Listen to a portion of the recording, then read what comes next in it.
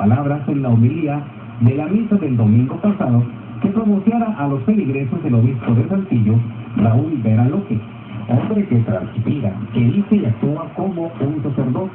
hoy en su calidad de obispo, practicante de la teología de la liberación con la misma pasión, con el mismo valor cristiano y ciudadano, como lo hiciera en su momento el fallecido obispo de Chiapas, Samuel Ruiz,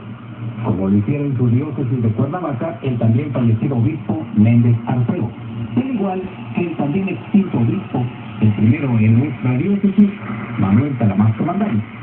que al recordarlos, reparamos que los prelados que entienden, que defienden, que adoctrinan y que guían religiosa, moral y socialmente a sus rebaños, lo han hecho con el lado izquierdo del Evangelio, y de que, como ellos, no abundan. Lo dicho por este obispo es demoledor, y quién sabe cuánto aguante en su puesto después de lo dicho en la homilía dominical y publicada casi íntegramente en el periódico de Saltillo, Vanguardia. Lo más contundente en cuanto a exigencia de investigación dirigida directamente a los presurosos anunciadores del triunfo del candidato del PRI, Enrique Peña Nieto, en la voz del consejero presidente y del apuro en ser el primero en felicitar al boceado por el señor Delito, que por cierto nos sorprendió a todos el presidente de la República, y por si duda quedaba de su convicción del triunfo de su ya casi homólogo, Calderón, en su calidad del presidente de México, recibió a Peña Nieto. Asimismo, el obispo Vera Colina, sin mencionar a la PGR, para que investigue lo que el obispo de Saltillo denuncia contundentemente como el uso de dinero procedente del crimen organizado en la reciente campaña presidencial del PRI. Frases expresadas según el periódico Vanguardia por el prelado es de que exige a el PRI clarificar la procedencia de recursos para la compra de votos a través de tarjetas de Soriano. El obispo Vera de Saltillo, Coahuila, dijo: quienes nos confesamos seguidores y seguidoras de Jesús,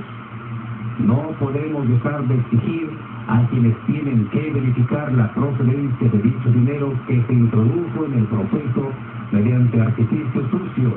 que forma parte de los círculos de lavado de dinero. Lo expresado por el obispo en su sermón del domingo pasado habló mucho más sobre las sospechas que no tan solo él tiene de que el gasto de la campaña hecha por el PRI rebasó la legalidad y que en su alocución no tiene signo de pregunta o de duda, y sí de aseveración. Quizá en este momento en que se lee este artículo haya sucedido algo espectacular en la zona política, o en la católica, o en ambas. Pasará lo mismo que en Chihuahua cuando se efectuó el llamado fraude patriótico en las elecciones de 1986 para gobernador. En ese entonces, el clero chihuahuense participó desde dentro y fuera de los templos,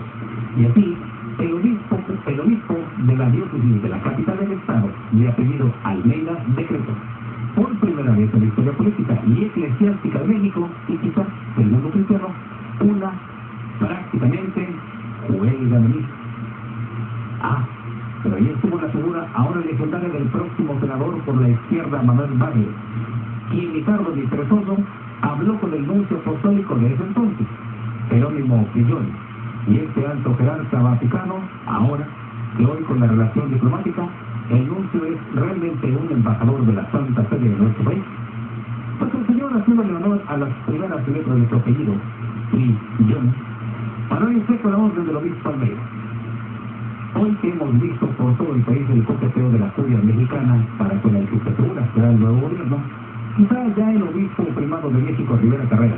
hasta Sandoval Íñiguez del Retiro, y desde luego el actual nuncio o embajador del Vaticano, haya obligado al obispo Raúl Vera a retractar. Pero no importa,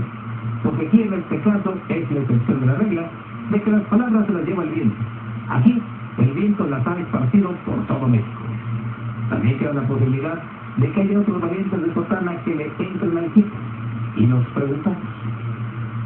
¿los laicos de los cuales muchos se favorean de predicar la verdad, le entrarán al poder? Manuel Gómez Martínez.